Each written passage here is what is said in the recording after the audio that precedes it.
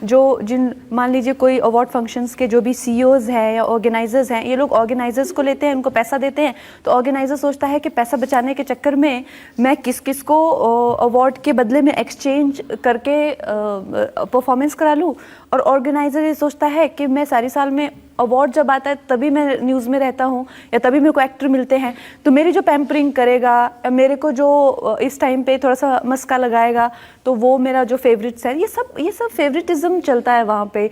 सब तरह के ये कभी कोई सब ये बहुत गलत इन्वायरमेंट है ये अवार्ड्स का, मुझे तो नहीं पसंद बिल्कुल भी।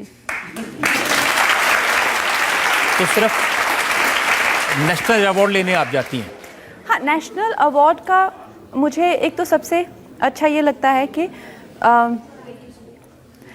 हाँ, नेशनल अवार्ड्स में एक तो कोई टीआरपी का चक्कर नहीं होता कि टीआरपी बढ़ेगी तो परफॉर्मेंस करो, ये वो कुछ नहीं। अगर आप नहीं भी आएंगे, आपको पता है जब मैं किसी अवार्ड फंक्शन में नहीं जाऊं, जो बड़े बड़े अवार्ड फंक्शंस हैं, 50 से 60 लोगों के फ़ोन आते हैं मुझे, वो भी इंडस्ट्री के बिगेस्ट जो भी है 50 से 60 लोग, ऑर्गेनाइजर्स जो हैं, मीडिया हाउसेस जो हैं, धमकाते हैं आपको बैन कर देंगे, ये कर देंगे, वो कर देंगे।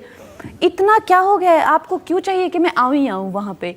क्योंकि ये सब टीआरपी का चक्कर है। लेकिन नेशनल अवार्ड में आना है तो आओ, नहीं आना है तो नहीं आओ, किसी को कुछ नहीं पड़ी हुई तो दूरदर्शन पे आता है और इस तरह का कोई टीआरपी का चक्कर नहीं है, तो मुझे जाना अच्छा लगता है। ये एक बोझ नहीं होना चाहिए। अगर मेरे को घर पे कोई काम है, मुझे नहीं जाना है, तो ऐसा नहीं मुझे 50 लोग फ़ोन कर रहे हैं, मुझे परेशान कर दिया है।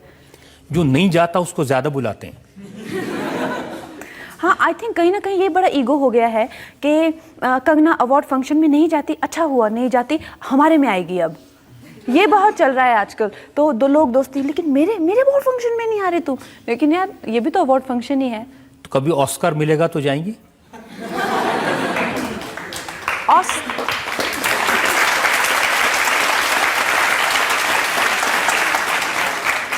मुझे ऑस्कर का बिल्कुल कोई क्रेज़ नहीं है, और अगर मुझे कभी ऑस्कर मिलेगा भी तो भी मैं नहीं जाऊंगी। मुझे अपने देश में, अपने देशवासियों के लिए राष्ट्रपति से जो पुरस्कार मिलता है, मेरे लिए वही सबसे बड़ा है।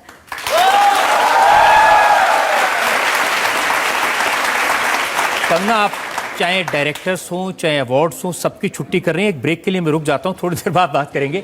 एक ब्रेक के रुकते हैं और ब्रेक के बाद कंगना रनौत पर इल्जामात का सवाल आपका ए पर।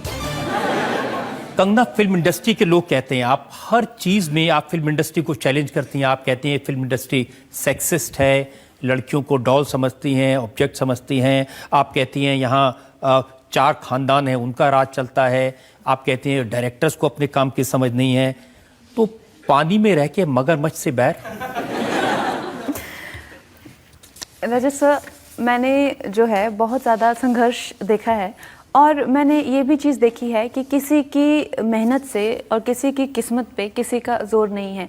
लोग आपको ऐसा जताएंगे कि हाँ, हमारे हाथ के अंडर रहो, हमारे पपेट बन के रहो, तभी तुम्हारा अच्छा होगा। ये आप में वहम और डर जगा देते हैं ये लोग, तो आप अपने पैरों पे कभी खड़े ही नहीं हो पाते। तो मुझे तो इंडस्ट्री में, मैं ऐसा नहीं किसी को बदलना चाहती हूँ कि इंडस्ट्री ऐसे चले, कि लोग ऐसा करें, ऐसा पता नहीं क्यों लोगों को लगता है। लेकिन जो मुझे जो रास्ते में मुझे लगता है कि ये गलत हो रहा है या मेरे साथ गलत, तो मैं सिर्फ उसी के खिलाफ। अब करण जौहर इतने बड़े डायरेक्टर हैं, सब डरते हैं उनसे, आपने कह दिया ये मूवी माफिया हैं। मुझे डर नहीं लगता उनसे।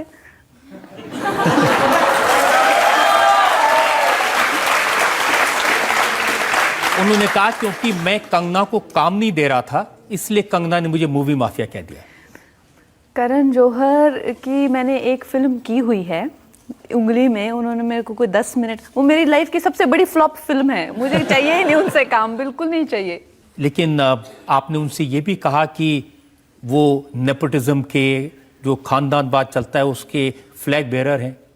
तो मेरे सामने बैठे हुए थे, बातचीत कर रहे थे, उन्होंने मुझे कहा कि कंगना तुम अपने में ही रहती हो, कहीं कोई पार्टीज़ में नहीं जाती, दिखती नहीं हो, अपना ही तुम्हारा मतलब मेरी फैमिली में ही मैं खुश हूँ, तो तुम बड़ी मतलब अपने में ही रहती हो। तो मैंने भी उनकी एक ऑब्जर्वेशन उन्होंने मेरे बारे में बताई, तो मैंने भी कहा कि यार आप लोग लेकिन बहुत एक क्लोज निट सर्कल हो और आप लोग काफ़ी मतलब नेपोटिज्म और ये सब देखने को मिलता है। तो मैंने सोचा हम कुछ ऐसे ही आदान प्रदान कर रहे थे विचारों का, वो तो बिल्कुल ही चढ़ गए बाद में, फिर मुझ पे बहुत ज़्यादा गुस्सा हो गए। आपने कह दिया कि ये 4-5 खानदान है जो फिल्म इंडस्ट्री चलाते हैं। तो ये तो बात सच है।